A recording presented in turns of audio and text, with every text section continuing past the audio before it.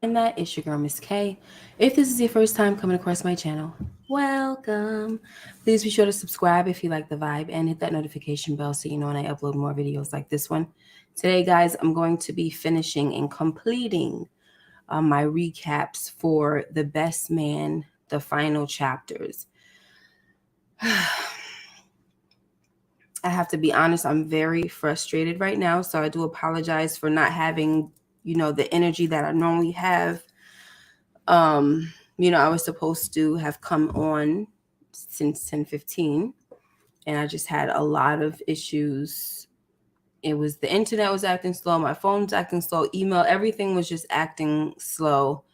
And so here we go, right? But I'm here, and I'm gonna get it. We're gonna get this done because it has to be done. Because I do not like to start off. I gave y'all episodes 1, 2, and 3, and now we are going to be finishing out with episodes 4, 5, 6, 7, and 8. Okay, we need to talk, guys. Hey, LSW and Samara. So just being honest with you guys, I had a rough day, kind of. You know. Had a rough day. And so sometimes when I try to press in. And a lot of times when I do this, it helps me to feel better. But I really almost had to like not even come on. But I said, nope, I got to keep on going, keep it going. Right. And so um, I'm pressing in. But sometimes when I'm going through my own personal things in life, and then you get this type of stuff that happens, like these little things with the internet and all that, sometimes it almost makes you feel like the straw that broke the camel's back, right? Like the breaking point. Like we're gonna talk about that with Merch, how we saw him have a breaking point. And the one thing that I do like about this series with The Best Man is that it really lets you it lets you see. It was very realistic with a lot of things, you know what I'm saying, with life and everything, and just with different personalities that we had. And so I really appreciate that. Even with age, we saw, health scares and people's eyes getting bad and all this kind of stuff. So I appreciate all that was happening, right? All right, so we're about to get into this. Thank you, Samara. I appreciate it. It's getting better already, just knowing that I'm able to talk to you guys, because we all go through stuff, you know? So there we go. So, guys, the first episode, the episode number 4, is called The Invisible Man. And in this episode, we see that Lance returns to football, right? His return to football is short lived. And instead he becomes the coach. Like he gets an offer, like, I got a better idea, and then he becomes the coach. So this is good for him because he was doing good at first, but then he started getting knocked. When he got knocked on his behind, he realized that his body cannot take that anymore. All right. So, but more importantly, guys, we find out that LJ is non-binary. Okay, like when all right. So he's doing some type of little internship or something like that with his godmother Jordan. And when she told him that he could wear whatever you want, like you don't have to come here with your school uniform, this and that. You can wear whatever you want. And I was wondering why he was so happy about that. Hey Moochie. I was wondering why he was so happy about that. And now I see, because he's like, yes, I get to come out. Release yourself. Release yourself. So I was like, oh my gosh, like he done came through a whole different person. It's so funny, like you can really see a difference, even though he didn't do that much. He just changed his wardrobe and he added some, makeup to his eyes and everything. But it's really a different transformation going on. All right, so anyway, so now guys, we have Merch who deals with a Karen, and this situation really pissed me off. It made me upset. Sorry. I don't understand why people are still up. It's just irking. It's gonna. All right. So look, guys, this situation, it really angered Merch. And on top of that, he already feels like him and Candace, they barely have time for each other. Plus, he's taking on a lot of responsibilities while Candace is pursuing her goals, right? And so, he's telling Merch, I'm sorry, so he tells Quentin that he doesn't know where he fits in anymore with his own life. And Quentin tells him that, that's a dangerous place for a man to be. You can't even fit in with your own life. That means you need some merch time. You need to find a hobby or an outlet. What makes you you? So at this time, he doesn't have that. He doesn't even know what that is, right?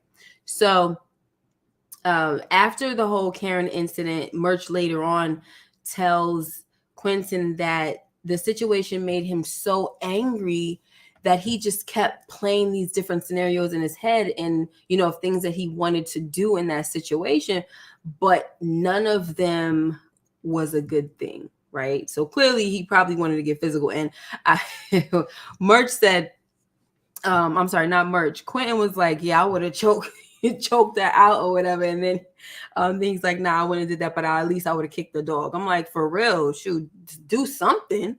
Because that situation was like, oh, it was so irking to me. Hey, Naya, long time no see, honey.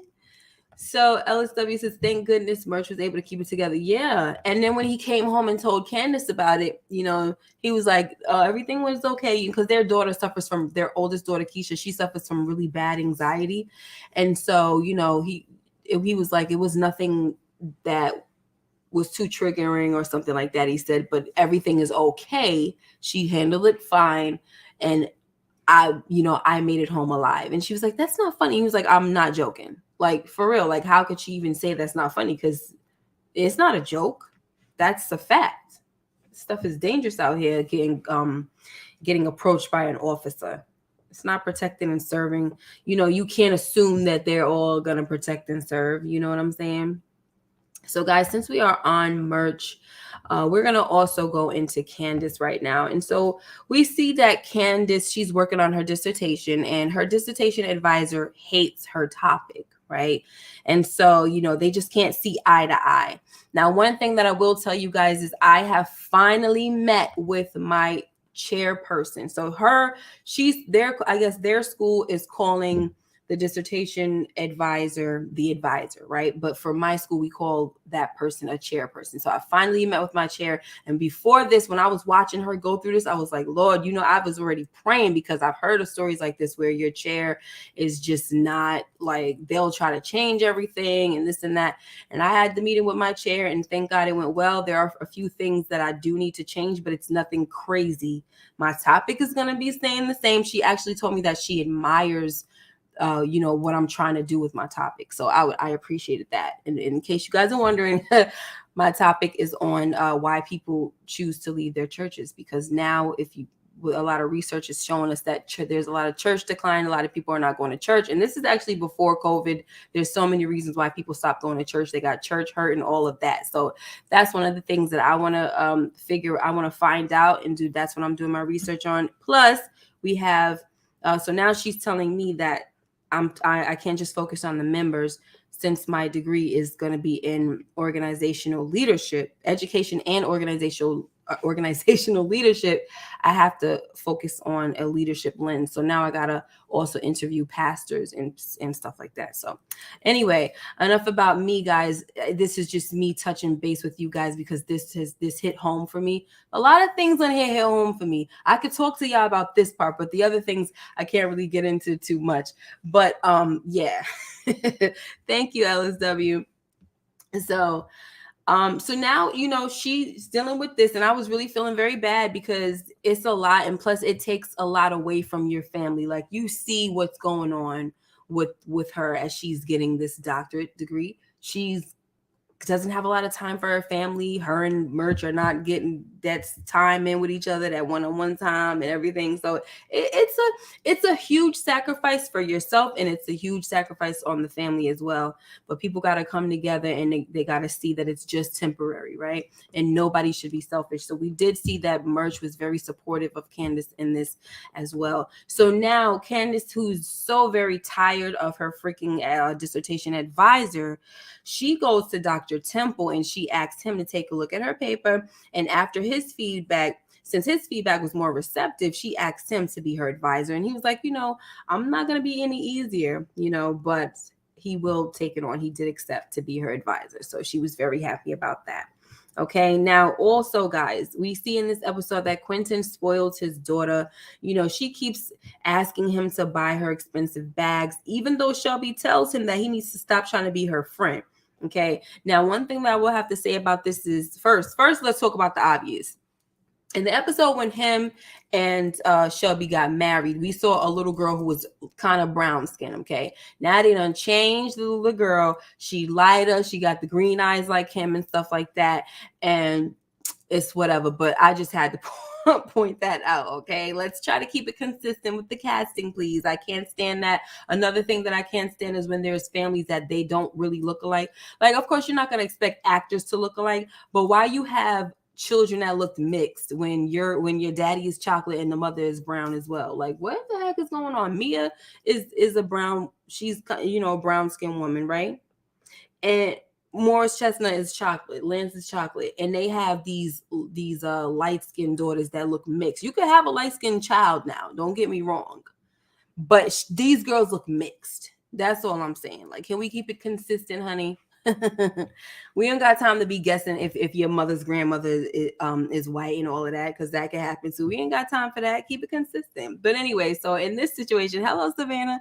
So in this situation right here, guys, we have the daughter who she went from calling him Uncle Quentin before she found out that he was her dad to just straight Quentin. And it's like, how did the respect get lost? Like, that was what I didn't understand. The respect just kind of seemed to get lost when she seemed to respect him more when she was younger. I mean, I understand, teenagers and all that, but it was just kind of annoying to see all that. Hey, Little Rock, welcome. So that's the situation there. You got to stop trying to be her friend. I mean, these bags are expensive, and she was definitely using her daddy's little girl card, honey, pulling it every time, had him wrapped around his finger. And so, what can you do at the same time? Quentin has lost a lot of time with his daughter, 10 years, so that's that. Okay, guys, so let's see what else we have here. So, honey, Robin has a new produce guy who is not bad to look at all. Okay, his name is Jaha, I believe. So she seemed even more turned on when she found out that he's donated to the night market. And she's like, she brought Candace with her, and she's, they talking about some juicy meat and all of that stuff. It was just a lot, honey. Like, yes, Naya, she's definitely Shelby 2.0, and that's what Quentin was like. Listen, I already got one of you. I don't need two of y'all, But anyway, so this situation right here had me really scared. I'm like, dag, Robin. I could tell that as a woman, this means that she wasn't feeling, I don't want to say accepted, but she wasn't feeling, there was something missing at home that she wasn't getting from Harper. So, the support she wasn't getting from Harper, she felt like Harper is not really that much into her food, and just everything that she has an interest in. So it's almost like they're two different people, and it's okay to be different with your spouse. But I mean, you gotta meet somewhere where there's something that you love about how, that different something about your spouse. It has to at least be something that you love. You know what I'm saying? Like, I love the fact that she likes all this culture stuff, and she turns me on to the culture stuff. Like, we can't be so different that it's making us go like this. Like that, that can't happen. All right. And unfortunately, it happens a lot. But she over here giving the googly eyes to old Jaha. And then when she was later on talking to Candace about it, she was talking about how Jaha is, he went to Ghana and he did this and he did that. And she was just like, And Candace was like, well, how many times you done met with him? He was like, oh, no, it's not like that. He just has this energy about him. And he's just, it's like refreshing. Of course, I'm paraphrasing some words, but I know that she said something about his energy or his attitude is like infectious or something. It just makes her feel good. So, yeah, she ain't getting that from Harper, honey. So I was very afraid about this situation. I was like, oh my gosh, please, girl, don't do anything. Don't do anything. All right. And so, you have Candace here telling her, like, okay, girl, like, let's, don't get too soaked up in that energy. Like, relax.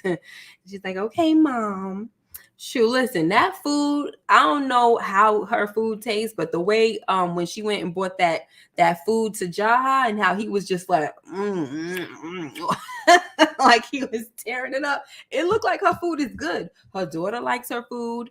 And I don't think it was this episode, but it was another episode in Harp. She made like some type of something with, I think, peanut butter soup or something weird. It was something weird. It did sound weird, but the daughter loved it. You take the bread and you dip it in and everything, and then he just wasn't feeling it. Harper just was not feeling it. So I think Harper's a tiny bit like whitewashed.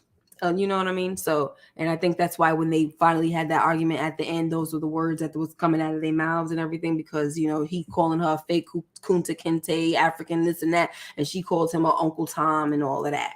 So I'm jumping the gun, but listen, I'm on the subject of them. So that's all. But her food, I say all that to say her food looked like it was kind of good. Okay. So relax and chill TV said don't fall for the charm. Okay, yeah, she made fufu. Thank you, Moochie. She made fufu. All right, so yeah, she's warning her, don't get into it. Don't fall for all of that, honey. Like relax. That be careful with all that energy. Like don't put yourself in those situations, guys. It's easy to happen, especially if you're not getting what you feel you want to get from your spouse. But you gotta keep yourself out of those situations where something can happen with somebody else.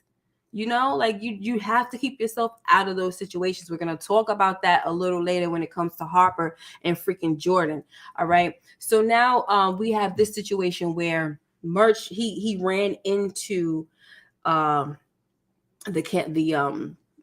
Karen chick. Okay. But let me just make sure that I am doing my thing. Okay, no, first I have a note here that says by the end of the episode, LJ he doesn't tell his dad that he's non-binary, but he does tell him that as much as he wants to make him happy or proud of him, football is not his dream. So this does not make Lance happy at all.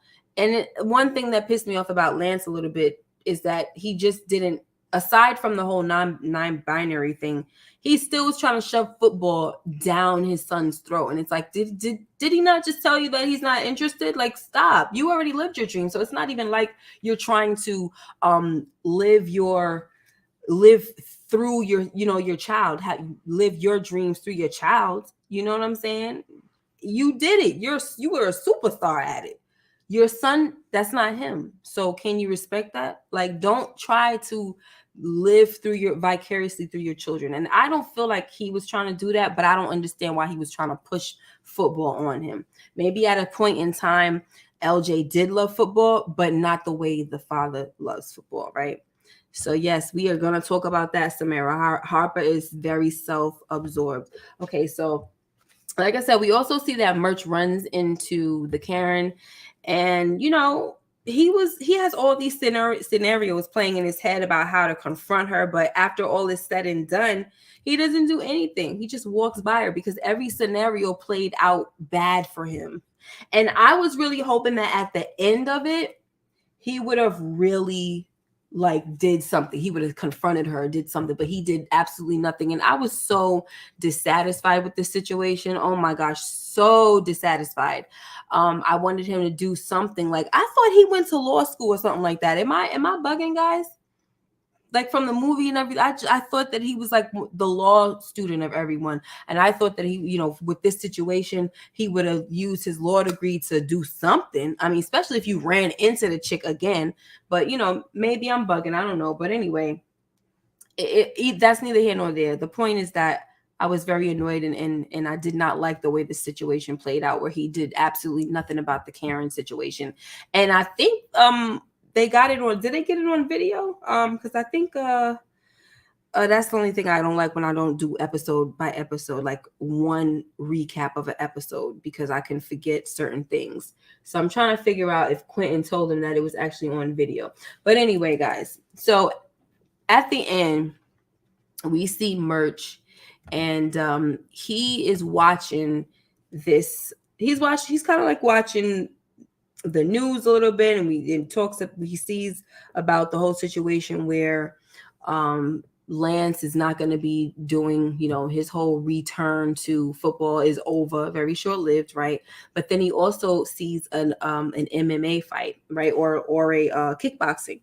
So he sees a match, and this is definitely piquing his interest, and that's when he, well, actually, that's how it goes off. Okay, we know that he's gonna get involved in that, but I don't want to jump there yet. Okay, so now we're gonna go to episode number 5, and that episode is called The Party. So in this episode, it's New Year's Eve, and Shelby and Quentin, they invite all the friends over to their house and everything for the New Year's Eve party. We also see that Jordan and Demetrius are rekindling the past, they're rekindling their relationship and all of that, and it's going well. When they get back to her house, her apartment, he tries to come in, but she's like, no, it's very nice, but no.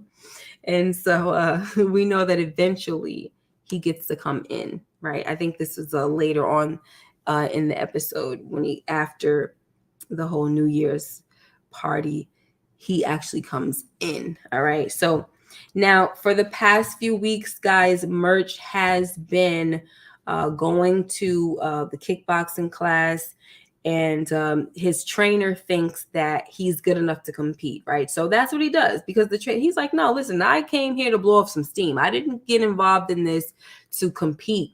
But the trainer is telling him, no, listen, I know a fighter when I see one. Okay, so this is actually a very pleasant surprise, in my opinion. Like, I love the fact that we have someone like Merch who is he's the one who turns out to be a beast in the ring, somebody that can actually fight. He's like a natural.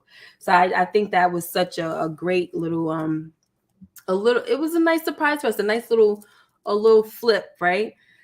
So now we have Jaha. So we do see that her and Jaha are kind of like they see each other a little too much for my liking.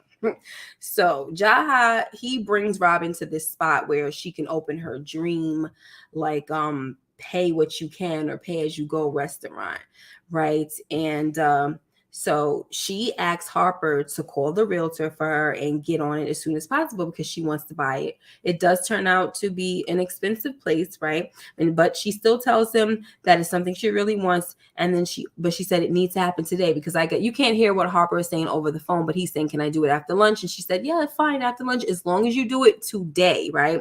So she also tells him that the house is freezing. Something must be wrong with the thermostat.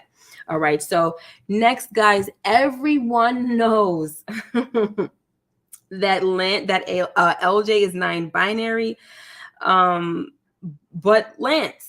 Okay, everyone but Lance knows that LJ is non-binary. So Quentin tells Jordan that she should be telling Lance, okay, because she's the godmother. And she's like, well, you're the godfather. And she's like, I'm not outing LJ, right? And then they're also talking about how they don't want to tell Merch because he has a big mouth. But Merch didn't wind up saying anything.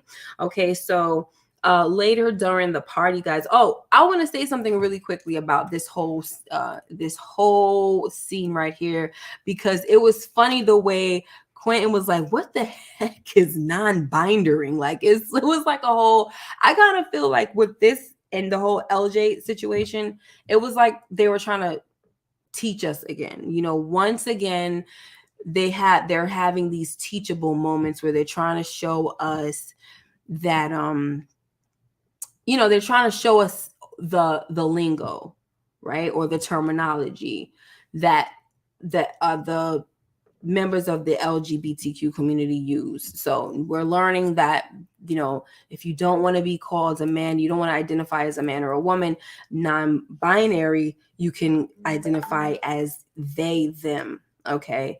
And so, it's just like the way that Quentin was responding to it, it was kind of funny to me because it's just like, what the heck? He just kind of reminded me of an old man in a way. And then you have Jordan, who was like, yeah, they're not like us. Like, they're not like cis people like this. I'm like, please don't do all of that. Don't do all of that. Like, that's when I'm just like, no, I'm not no cis woman. I'm a woman. Don't do that.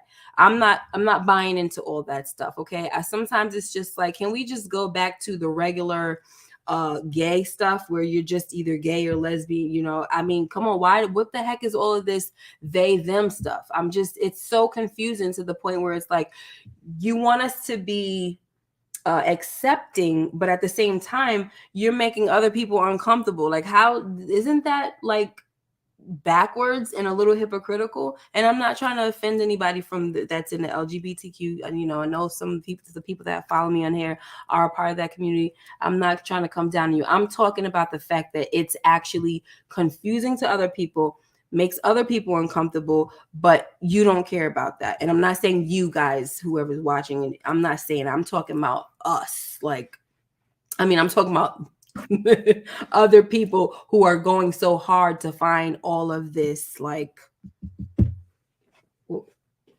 all of these terminologies and these nouns and pronouns and all that stuff. Did I say it right? I don't know. It's confusing. Okay, so I don't know. Naya says she just got a notification saying Lisa Marie Presley died. Yeah, I saw that a while ago. So once I saw that she was in cardiac arrest and she was rushed to the hospital, I really didn't think that she was going to survive. I thought the next thing that we were going to hear was that she died. And so, yeah, I'm sorry to hear that. But, you know, I don't like to touch on these things, honestly, guys. So it's kind of hard that when they talk about it in all of these shows that we watch, it's kind of hard to just gloss over it because it's such a big part of the episode. So it makes you feel like, okay, well, I don't want to just gloss over it because a lot of times I used to just, all right, I'm going to skip over that part. But no, I don't want to skip over it. I'm going to explain to you guys why I'm saying what I'm saying. It's just that we didn't get to that part yet. So I will explain to you why I'm saying what I'm saying, all right? So let's move on. Where am I? Okay, so now we get to, so later during the party, LJ and Kennedy, they post a video on social media of LJ prancing around in a wig and lipstick on, right? So let me see. So before this though, so now you know Lance, he wants to talk, like what the heck is going on? Because it's just he's blindsided, right? But before this, we have Robin telling Lance that Harper basically has her on the back burner and he's never home. Plus, he didn't come through on buying the restaurant. So she's feeling really neglected, guys, and just really unsupported. And she feels lonely. He's never home. It's all about his business. You know what I mean? And so back to the whole Lance going into, you know, seeing his studies, like, I need to talk to you right now. So he goes out there and LJ is telling him, he's like, listen, I told all my friends, Auntie Jordan knows about it, Quentin knows about it, but they don't care. And he's like, I don't care, I care, and all of this. So he was just like, whatever. He didn't want to accept it, and he didn't want to hear nothing his son had to say, you know. So it was sad. So Naya, thank you for sharing this. Naya says, I'm part of the LGBTQ community and I get confused about the binary stuff as well. Sorry. Yeah, and that's basically what I'm trying to say. Thank you for sharing that, Naya. That's all I'm trying to say, is that it just makes things confusing, and I don't know who's behind this, but it's like it was way easier when you were just considered gay or lesbian or bi or trans. It was way easier. Like, why are we doing all of this they them and you're calling cisgenders and all? Like, what? Why are we doing all of that? I don't understand it. You know, it just makes people confused, and it makes some people uncomfortable, because now it's like, if I don't say the right thing, I feel like I'm walking on eggshells, and like I'm offending the person who's non-binary, like, because I didn't refer to you as they or them. All right, and once again, we're gonna get to that in I think it's episode 7 or 8 or something like that. All right. So guys, next, Merch and Candace, they come home, right? And they find Keisha high as a freaking kite off the gummies. So while Candace looks very bothered, Merch was like, F them kids. Because they already decided on to F them kids during the New Year's party, right? Because listen, what is her name? Shelby. She had it laid out. All of the edibles. She had it laid out at the party. So they was getting high as a kite. Like, forget about all of this, F them kids, this and that. We gonna get high, right?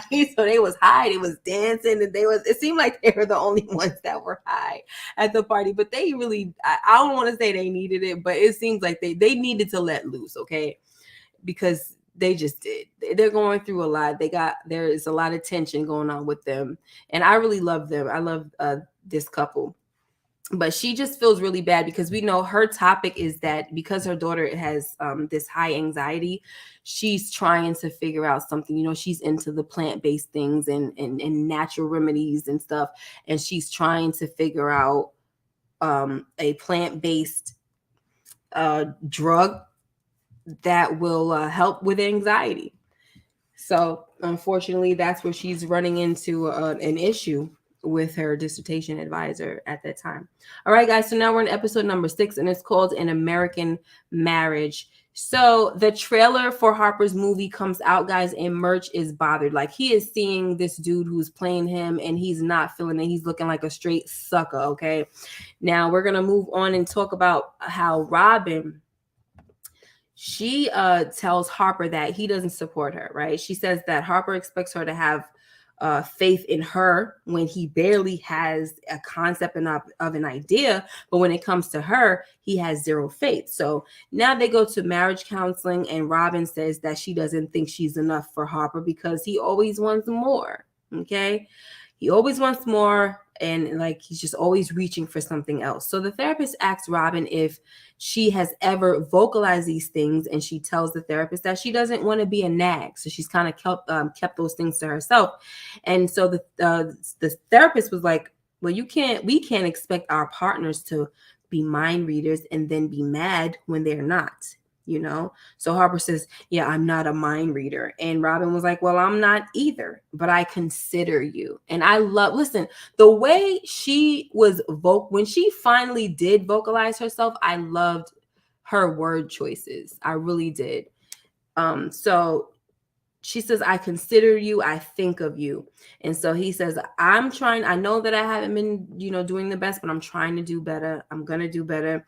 And she says, well, I'm trying to wait for you to do better. I'm trying to wait for you. And this is a real statement. Like, I'm trying to wait for you. And I think that this is a lot of times what happens with a lot of women when they get a certain age, like the things that you were willing to put up with before when you were in your 20s and even 30s. But then once you get up to like the 40 mark, it's just certain things you're just like, nah, I'm not trying to take this into the next phase of my life. That's just like you want to, now the clock is ticking.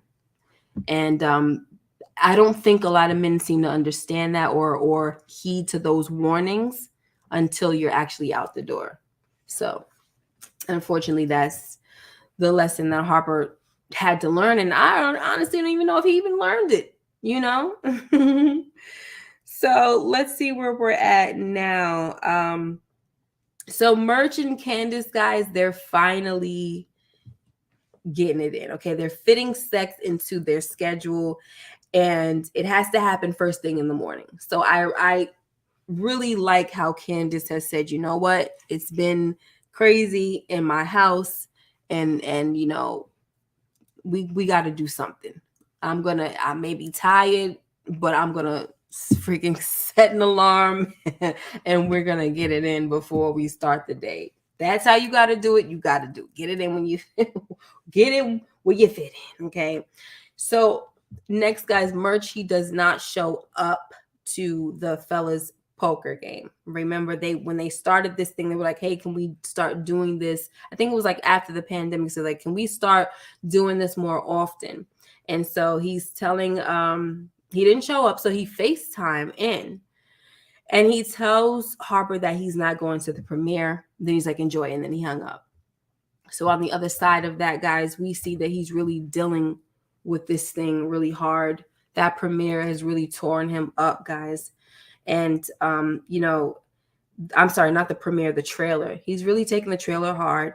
And when Quentin comes up to check on him, Murch tells him that, have you ever been have your manhood question. And then, Quentin is like, yeah, all the time as a black man. He's like, no, I'm talking about from your own friends, people that you respect and that you love. And he said, all y'all do that to me. Like, all y'all got me feeling like, I'm the soft one, I'm the one who's supposed to let everything slide, or I'm the chump, the little sucker.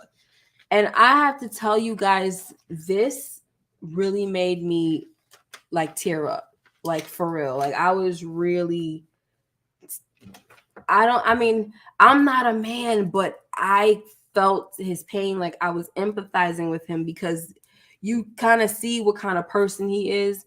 And he does always seem like the understanding friend, the supportive friend, that he doesn't seem like he's ever in with the drama, nothing. But it's just for him to feel some type of way. And the thing is, he's always dealt with this, but because he's never said anything, it's almost like him and Robin are kind of like in the same space. I never said anything, but that doesn't mean it didn't bother me. And at this point now, I've reached my breaking point. And he said it. Everybody has a breaking point. And I'm not dealing with that anymore. And Harper, I'm sorry, not Harper, Quentin was like, well, like, we were just playing, we're just joking around. He's like, no, how about stop joking around? How about that? So I feel like the first half of this series was like light, and it had some funny stuff and things like, but towards the end, it was really like, I was up in here crying, and I'm like, oh my gosh, like, what is this doing? Like, please don't screw up. Like, how for me, they screwed up when they killed Mia. Like, when they made her die, they screwed up. And I don't watch The Best Man Holiday because I feel like it's the worst. The only thing that I think I share this with you guys, the only thing I love about it is when they do the dance to Can You Stand the Rain. That's the only part I love. But other than that, like, I can't watch that movie. I mean, I could watch it probably up until before she dies, because it's still a good movie, but they just screwed it up for me, So anyway, yeah, this was just sad, and I felt really bad for him. And there was really nothing that Q could say. He just walked,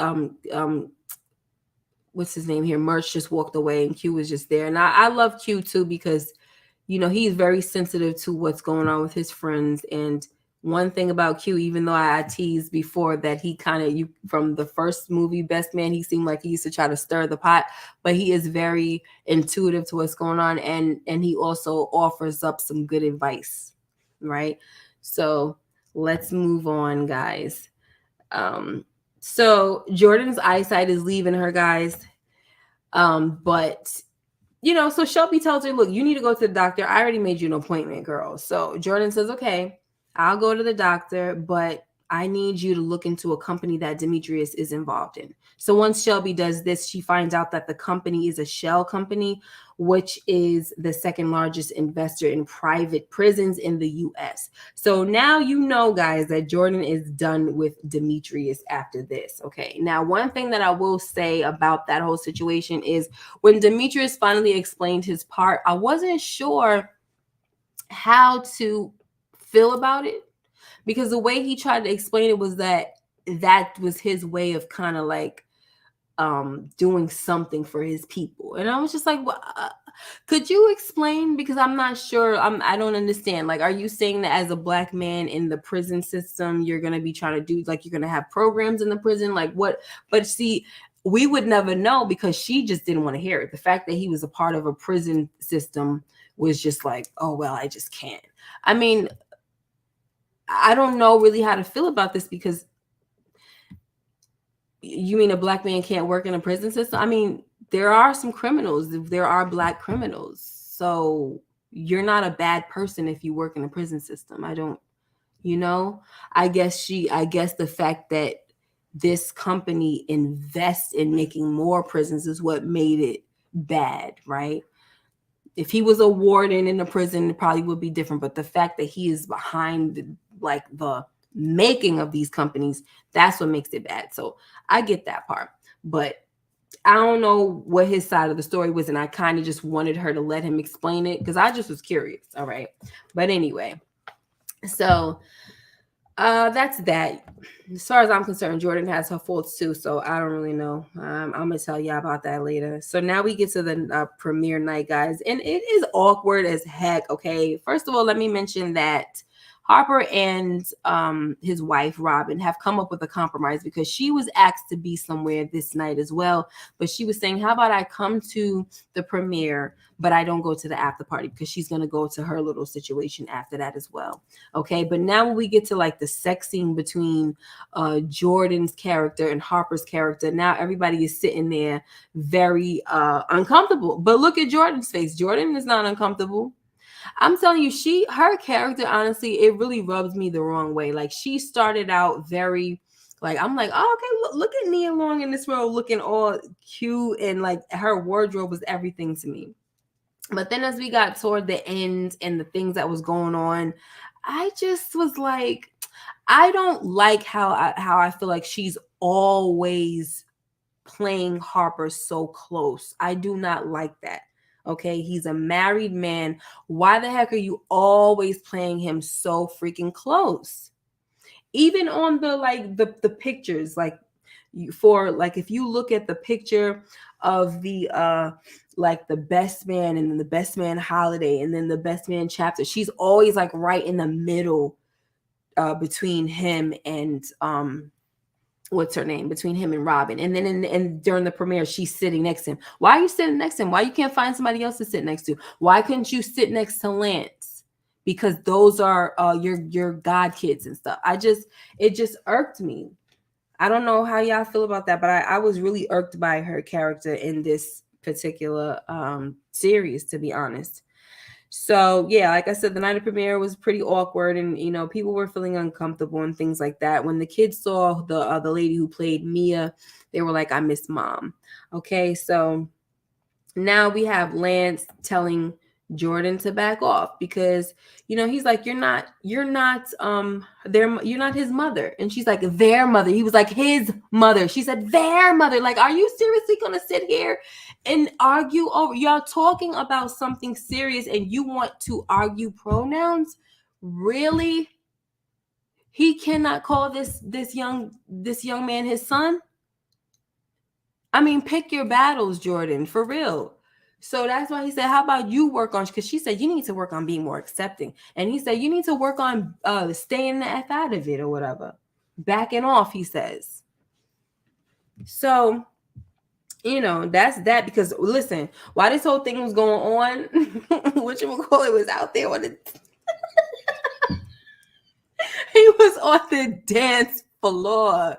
Heavy D and so for real. Getting it in. I'm talking about LJ getting it in, honey. Okay. And his father was not happy with it. All right. So let's see where we're at now. So Harper does show up for Robin's event, right? And she tells him to go have fun with his friends and to not shortchange his moment. Now, I didn't understand why the heck she did this. Like, you went through this whole thing of, you know, you don't support me, this and that and the third. And he listened and he came there and he showed up. I was proud of him for that, right? But she tells this man, you go and have fun. He said, how come, why don't you come with? And she should have went with them. You know, how about let me finish here and then we could go meet up or whatever. But instead, she said, no, you go. So by the time he gets there, guys, to Dixon, Shelby ain't there. Quentin ain't there. They was drunk as heck. They not there, right? And then it was just, Lance wasn't there. So it was just Jordan who showed up. And because she had broken up with Demetrius, you know she wasn't there. She wasn't going to show up with Demetrius. So she's showing up and she's just there. And instead of saying, oh, okay, well, I guess we just kind of have to call it night. She's like, how about we want to have a drink or we can just go for a walk? Why the heck do y'all need to be together, be alone together? How about you go home to your wife? And that's what he should have said. When you have someone who a woman like that who suggests that y'all spend some time together, that's when you're supposed to say, no, I think I'm gonna go home. Or look, I'll buy you a drink real quick. Since we're supposed to be still friends, I'll buy you a drink real quick and then I'm gonna leave though. Bye. It was, I mean, because child, it went into something totally different, you guys. All right, so now we have this scene right here where Dr. Temple gets inappropriate. And I'm going to tell you guys this. So when I watched it the first time, I was like, oh my gosh. And I was like, girl, get out of there. You know, get your hand, you know, move his hand, do whatever. You know, I don't know if she was in shock from the moment or whatever. But when I went back to take the screenshot of this and the way he was like the motions that he was making and how he was like, you know, just he was holding her and then he was kind of leaning in and getting closer. Guys, it triggered me. And I have not been triggered like this in such a long time, because when I was 12 years old, I need to relax. I need to relax because I feel like if I talk about it, I'm going to start crying, because I have not shed tears about this situation in a long, long time. But I think it's because I'm already overwhelmed and I'm going through a lot of personal things that certain things is making me emotional. So the way he was on her like this, doing what he was doing, it really bothered me. And I didn't see it the first time, right? Like I knew what I was watching, but I didn't see it the first time. And then when he was doing that, I was like, oh my gosh, it really took me back to when this man basically was being inappropriate with me, and he was trying to so-called show me where I was only 12. So he was trying to so-called show me where this we were in a gym, and he was supposed to be my dad's friend, playing basketball, whatever. So on his basketball team. So you know that there's these little things, these wheeled things that you can get on and you could slide across the gym with or whatever. When we were kids, I remember playing with those. So he was saying that they have these kind of things.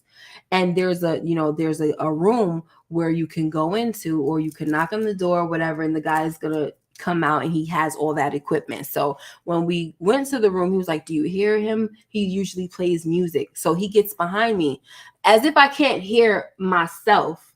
He gets behind me and he starts trying to rub himself up against me. And I knew that what was happening was totally wrong. And this was not the first time. I mean, this was the first time he did it, and it wasn't the last time. When I ran into him again, he took me to a dark staircase, and he told me to wipe the sweat off his back. All I know is I'm so thankful, because I thought I was going to get hard. And I don't know why I went with him. I tried to get my cousin to go with me. It was just fear. You can call it anything. And this is why I'm sensitive to kids and when they say certain things, because you don't know what's going on in the mind of a child when these things happen. Why didn't you tell somebody? Because there's a fear element there. That's why I didn't tell. There's a fear element. Sorry that I'm kind of going off, guys. There's a fear element. And my main thing that I was thinking of is that if I don't go with him, he might tell my dad that I was being rude or something like that. So that's what I was scared of. And that's why I wind up doing that. But anyway, so Quentin, I'm sorry, guys. Sometimes I feel like I share too much. So Quentin has a mild heart attack. At this time, we don't really know it's a heart attack. Actually, you could pretty much guess that it's a heart attack, right? Because you look at him, they went home and they were like playing around. He was so drunk, like, oh, I miss you, Merch.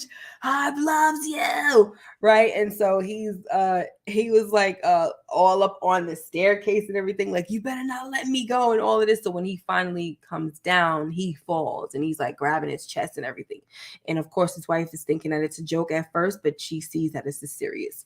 So she's crying and all of this, and she calls 911. So that's when we get into episode number 7, which is called Things Fall Apart. So in this episode, guys, Quentin, he's doing fine, but he has to lay off drinking, sex, red meat, and exercise, and alcohol, and all of this. And they're like, oh my gosh. So then look who shows up here. This is Jordan in a freaking sweatshirt, and also Harper comes in as well. And they're like, where were you guys and where y'all coming from? It's very suspect right now. Like, what the heck is happening? So they was acting very guilty, like, yeah, we were here and we were in Brooklyn and all that, because I guess her apartment was in Brooklyn. And it just doesn't look good. Right, guys?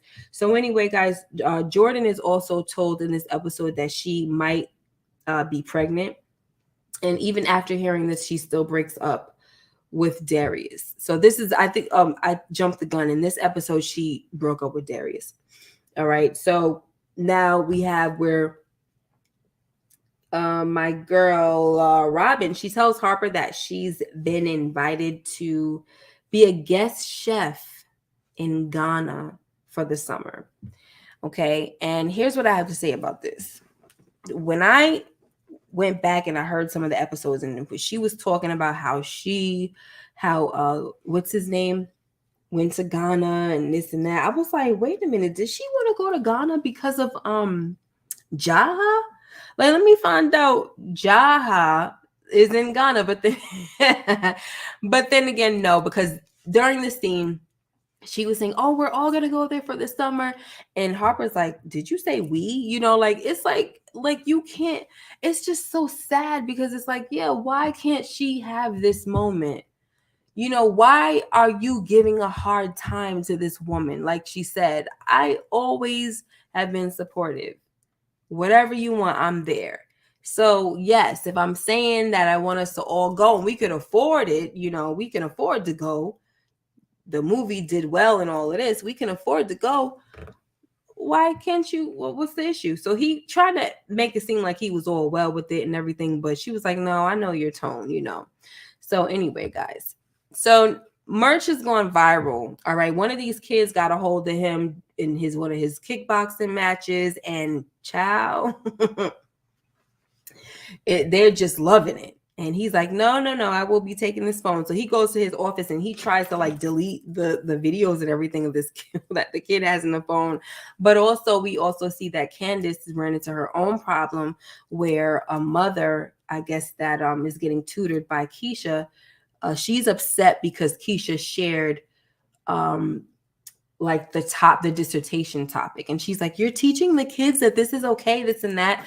And it was just, so I felt bad for Candace right there. And the lady wanted to talk about it right in front of everybody, like, girl, I would even entertain her. I'm like, I'm not entertaining this right here. Like, she did want to go talk somewhere else, but I would have been like, no, since you still want to go on, I'm gonna walk away and leave you right here. We're not talking about this in front of everybody. Like, my dissertation topic doesn't have to do with the world and the school. It's just my dissertation topic.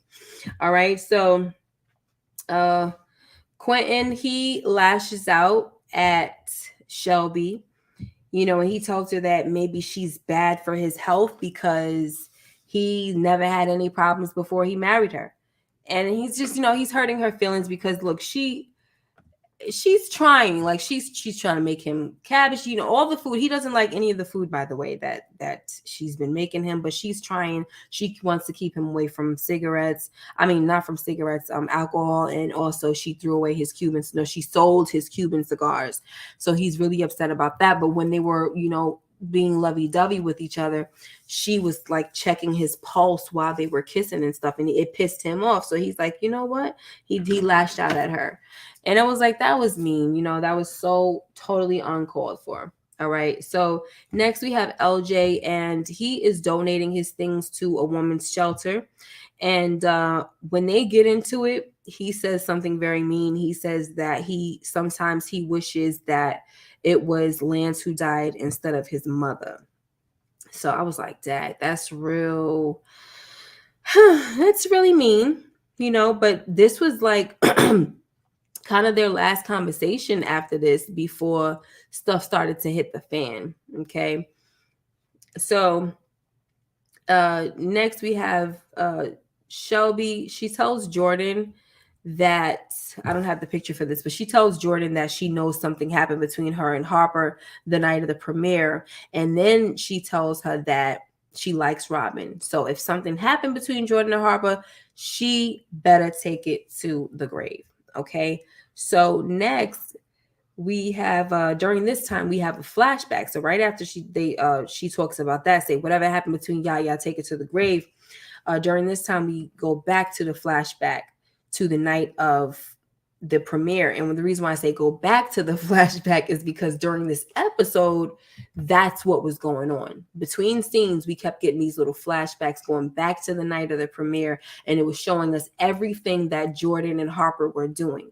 And it was just what they were doing was spending too much freaking time together. Like, look at all of this. Look at this. And then she brings out this little rubber band that, you kind of pull it apart, and then there's a paper in it, and it's reading, your dreams and hopes and whatever. And on one of them, he says that he wanted to win a Pulitzer Prize, which is great. And then I forgot what hers says, but the point is that they just shouldn't be doing this. Like, this is just not good. Okay, so that, like I said, doing too much. So next we have Faith comes to tell her dad, Lance, that LJ didn't come home last night and he turned off his location, and he always shares the location with him, right? So also we have Candace finding out that Dr. Temple is receiving an honorary doctorate. So she's like, oh, so you out here just being black and great and receiving honors and all that, knowing daggone well you just a predator. So she was like, oh no, this is not gonna happen. So she get on her computer and she started typing up a little letter, honey, because she is gonna put him on blast and let it be known that this guy is a snake. And honestly, I was very I was disappointed. I kind of felt like there was something that was gonna happen with him when she was in that room with, alone with him. But the first time he went over to check her paper, he was like, oh, that's good. Keep it going. Get back to work. I was like, okay, whew, good. He's not going to do anything. But the crazy thing is, like, after he gets off the phone with his wife and says, yeah, come pick me up. Oh, I love you, this and that. Or his girl, whoever the heck he's talking to, he comes over and he's all up on her doing this. And so it was just crazy. I'm like, oh, man, come on. Come on. So I was disappointed with that. I would have loved for him just to be a good stand-up man and not some daggone creep. Okay. So let's see where we're at now. So now we got to the scene where Robin, she says she cannot do this anymore. Like, she's tired of this man, Harper, taking phone calls in the middle of important conversations, missing breakfast, missing dinner, like all of this. Right. So she's like, I just can't do this anymore. She says to Harper, I've given you decades and you can't even give me a month, because Harper also tells her that he can't really, like, now he can't go to Ghana or something. Like, he can't spend the whole time, at least maybe a few weeks or something. I forgot, but he just could not make the Ghana trip like that. Okay. Like, things are coming up with the movie and he has to be there with meetings and all that. And I'm like, listen, you could freaking Zoom them meetings. I don't want to hear that. We live in a world of great technology where now you don't have to actually be in the room with folks. If they really want to talk to you and really want you to be a part of a movie, come on now. I mean, a meeting, you can. So, I mean, it's just ridiculous. So, like I said, she said, you can't give me, I gave you decades and you can't even give me a month. And she says to Harper that she's been hoping and demonstrating, but Harper is just never going to change. You're just going to be you. And earlier when I said that I've been liking her choice of words, this is another choice of words that she said, I've been demonstrating.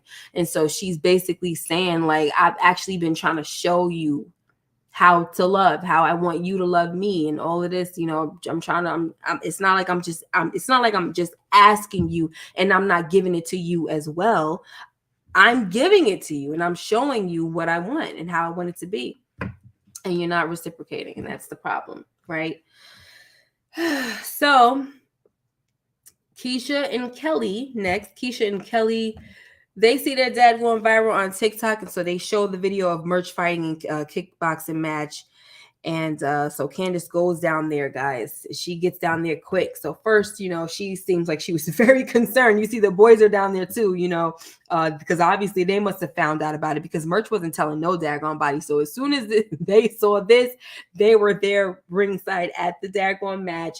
And they're just watching and they're loving it, like, yeah, Merch, cheering their boy on. So she was concerned at first, but then she was screaming like, yeah, kill that mother effer. I was like cracking up. And you see Quentin recording her like he thought the stuff was funny as well, because it really was. Okay. So he winds up winning the match, and, it was nice. She was saying before all of this, she's like, is it weird that I'm turned on or whatever? And Quentin over there talking about, no, my nipples is hard.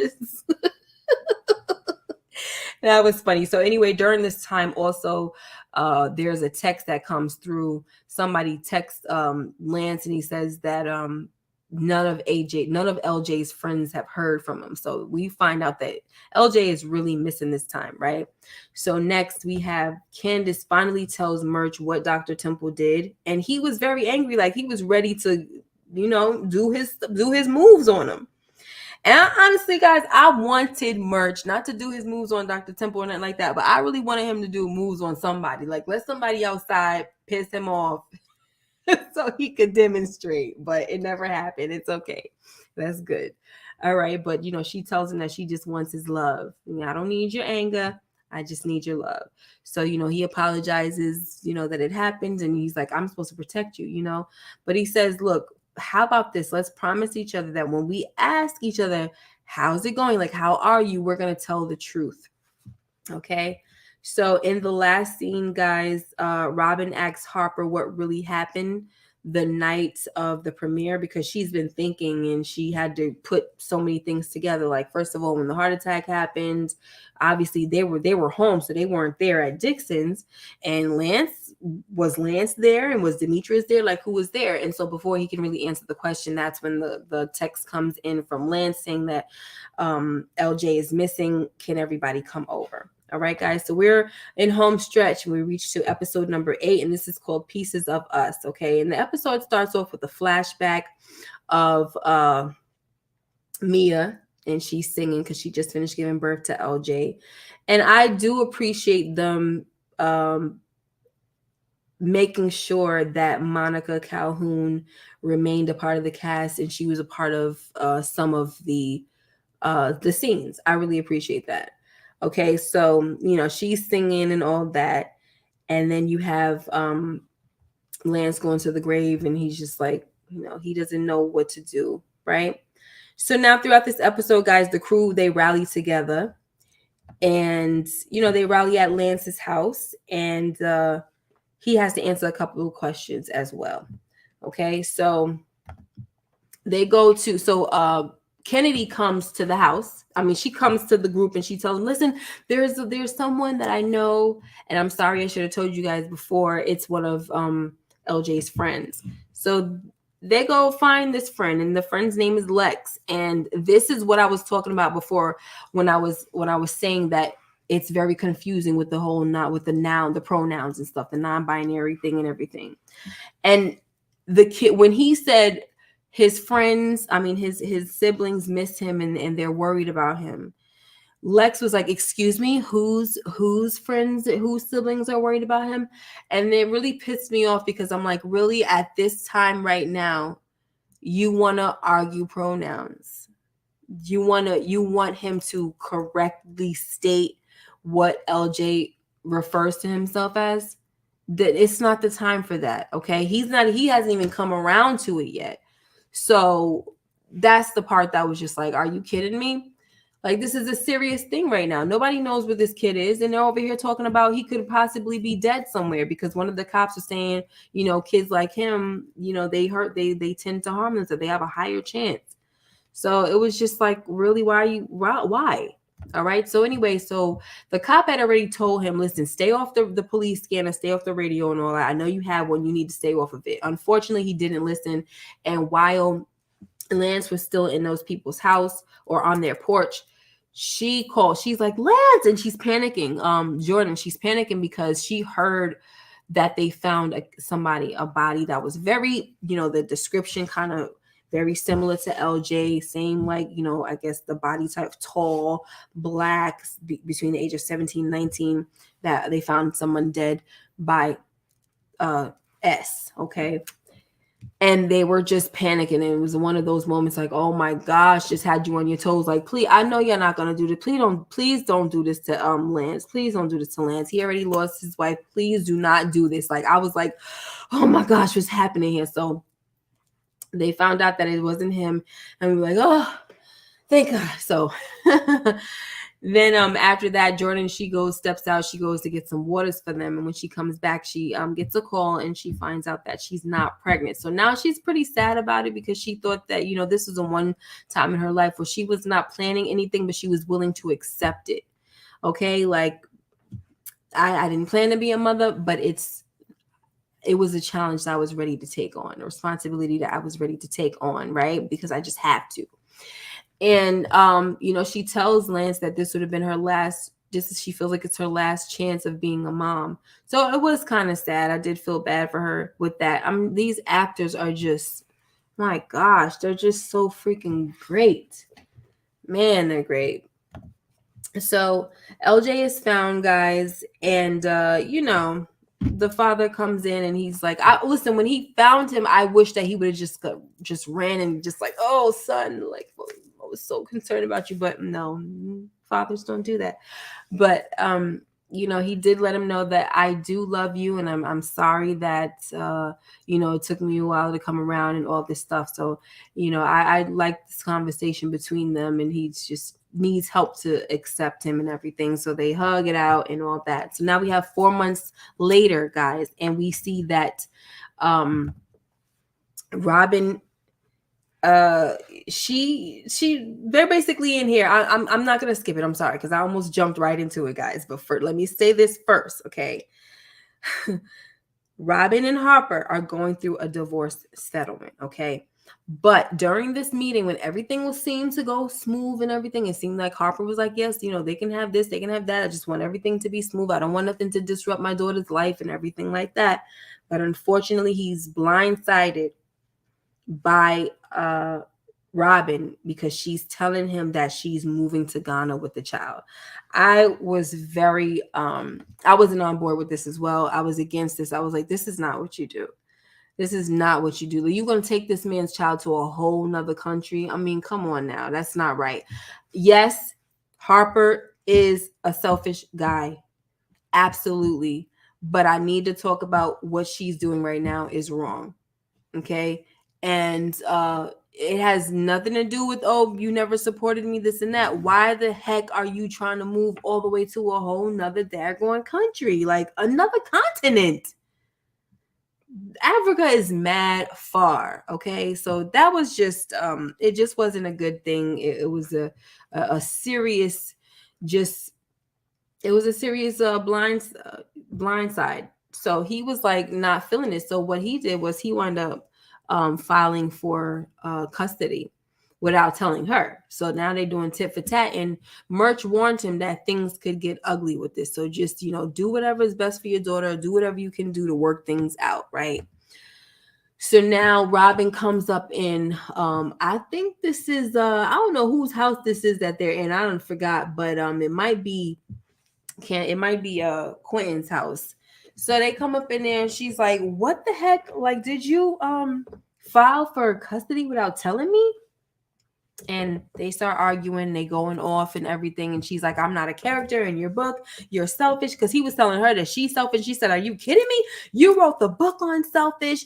And then you got, I love how the camera showed Quentin back there, like, drinking his cognac, whatever he liked to drink. Had his little drink in his hand, like, yep, sure, right about that. Everybody was calling out Harper on his selfishness in this series, okay? And so, they're arguing and going at it, and he tells her to just get out, go, but leave my kid here. and they start, she's like, F you. And he's like, no, F you, you fake Kunta Kinte, this and that. And she says, you Uncle Tom, this and that, take the stick out of your behind and all this stuff. I was like, oh my gosh, this is really bad. So she leaves, and, Candace calls him an MF too and left behind her. And Merch was like, you know what? Real talk, every single time you got the opportunity to do the right thing, you always choose yourself. Okay. And so it seems like everybody, and he's like, yeah, I said it and I meant it. Right. And I was glad that he said it because it's true. And I'm glad that they had this conversation in front of people, because Harper needs to be called out on his stuff. All right. And so, I feel like I don't feel like I saw that everybody but Jordan sided with Robin, right? Like they saw where she was coming from. But Jordan didn't. She's like, okay, when Shelby jumped in and said something, she's like, okay, enough is enough, this and that. Jordan getting over there defending him. And Shelby was like, yeah, go ahead, defend your friend, right? So they start kind of going at it. And my thing is too with Jordan, like, what are you defending him for? It's the truth. So you're basically going to accept this behavior. That's what you're doing. So I was annoyed with her. I'm telling you, she really annoyed me. I'm sorry, Jordan annoyed me toward the end of this series. So she goes and she leaves with Harper. And it's like, you cannot accept this kind of behavior from him. That's why he ain't never gonna really learn anything. He's always gonna be that selfish freaking guy. All right. So anyway, guys, let's see where else we're at. Where are we? Okay, so Jasmine, she has moved to the US. She shows up to this little event that I think he what's his name? Lance is being honored at, right? And she shows up, honey. Didn't tell him nothing, he's like, yo, what you doing in my city? You don't say anything. And she's like, oh, I moved here. I live here now. And I work over here and there, blah, blah, blah. And she's such a pretty lady. But she wants to meet the kids. The kids are over there and they're like, oh, she's pretty, Dad, this and that. So she goes over and meets the kids, and it was just nice. And I just really love seeing Lance finally look happy, and he was happy to see her. Okay. All right. So guys, next we have Quentin, and he has another scare, and Kennedy calls him Dad for the first time, right? But he was just working out a little bit too much, and it was nothing, thank God. But he was very happy that Kennedy finally called him Dad, right? And also, I gotta let you guys know that Harper, he decides to drop the custody claim after he sees that Mia has Robin's spirit, and he tells Robin that he doesn't want to break that, right? So he gives her his blessing to move to Ghana, because Mia just following after her mom, spending all that time with her mom, she's learning a lot of good things, right? Like giving a sandwich to somebody in need. And I remember when the first time this happened, Mia was walking with her mom with Robin, and Robin gave this person a sandwich, and she was like, what about, those are our snacks or whatever she said. But she said, it's okay. We're going to eat. You always try to help people when you can. And she kind of repeated the same thing to her dad. So that was really good. She's really teaching her daughter very, very well. Just a very good person.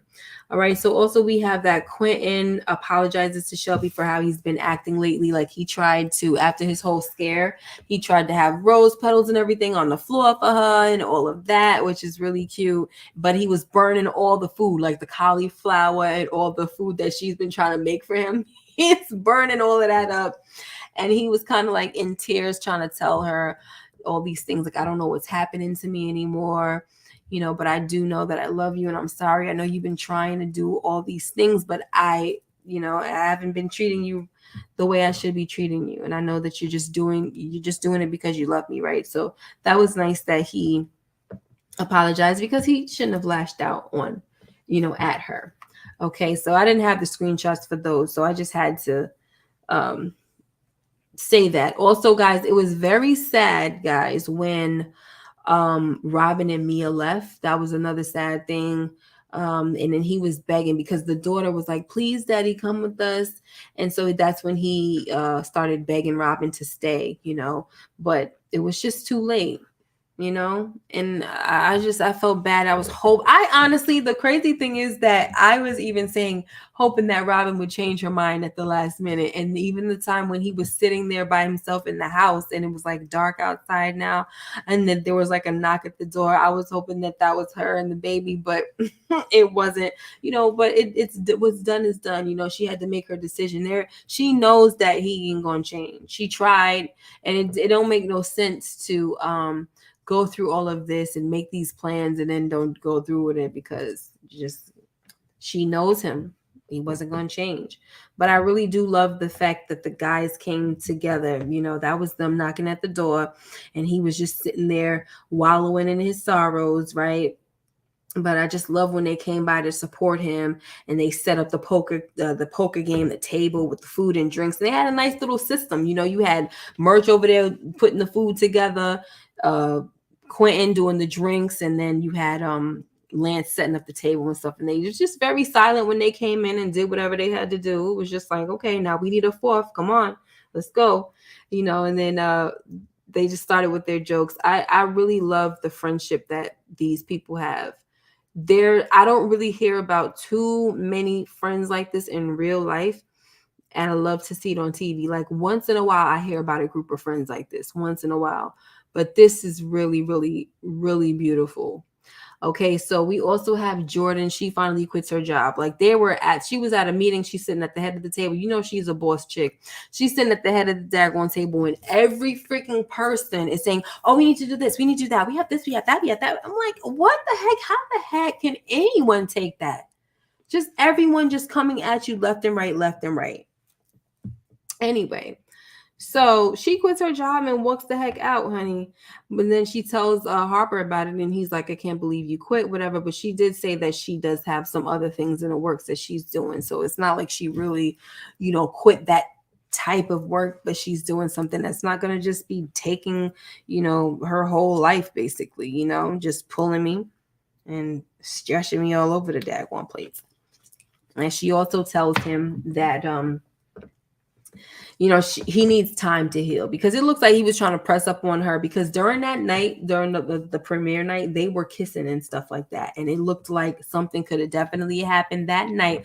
But as history has shown with these two, every time they try to do something to get it in, there's always something interrupting them. It's almost like they're just not meant to be, right? But you know, she tells him, look, if it's meant to be, it's going to be, but right now you need time to heal, because this thing is going to be hurting you for a while, and I'm not going to be your crutch, or I'm not going to be your soft place to land. That's not going to happen. You know, you don't need to be trying to find no woman, me or no other woman. You need to deal with this on your own, find yourself and focus on your writing and all that. Dive into your art. I appreciated this. This was a mature thing for her to tell him, you know, even though she probably wants him, but I think it was a mature thing to say. And because to be honest, she been getting on my nerves this whole daggone time. And remember that time when they were at Lance's house, and then she came out of the door, and we had, because what's the name was there cooking, Robin. She was there cooking, making sure the kids had stuff to eat and all that. And when she came out the door, she's like, "Hi," like Jordan says hi to Robin, and Robin just looked at her like. I'm like, yeah, girl, don't say hi, because you know what's sad is that they all started to become friends. You know, you got Candace and Candace and Shelby are friends. What's the other one? And then her and Jordan and Robin were being friends. So it's like, it was a shame that this happened. She did the right thing. Yeah, she did the right thing at the end. I appreciated that, because even after the situation was done, it just wouldn't have looked right for them to get together. It just really wouldn't have. It wouldn't have looked right. So, you know, the fact that she was over there kissing on that woman's man like that, her husband, that was just wrong. So 2 years later, guys, Harper, one of his dreams come true that he wrote down on that little paper. He wins a Pulitzer Prize. And Robin sends Mia to US to surprise Harper on his big day, and that was very nice. And she was there with, she came with her grandmother and stuff like that. And we also see that Lance is engaged to Jasmine, and he gave her a big old rock, okay. And then Candace over there talking about some not Candace, what's her name, Shelby over there talking about some excuse me, Quentin, I need to upgrade. So it was a good ending. I was satisfied with it. And Candace also got her doctorate, and she was also, I think, in this paper where she stood up and called out. I think she was with 3 other women, so they probably all were assaulted by Dr. Temple. Okay, they were sexually assaulted by Dr. Temple. So yeah, that was that. But anyway, guys, I really appreciate you guys being here, hanging out. That was that. And like I said, I was happy for the ending because it was starting to piss me off and worry me a little bit. And it was a struggle getting here tonight, but we did it. And now I have this series for my playlist. Thank God. All right, guys. Thank you guys so much for being here. Make sure you like, comment, and subscribe if you haven't already. Hit that notification bell so you know when I upload more videos like this one. Samara, thank you for being here. Antonio Jones, LSW Naya, and let me see who else. Moochie was here. Relax and Chill TV, and in Savannah. Thank you guys. Hopefully I'll see you guys tomorrow for the BMF midnight. We're gonna talk midnight BMF live review. You guys take care and be blessed and have a good, safe night's sleep. Bye-bye.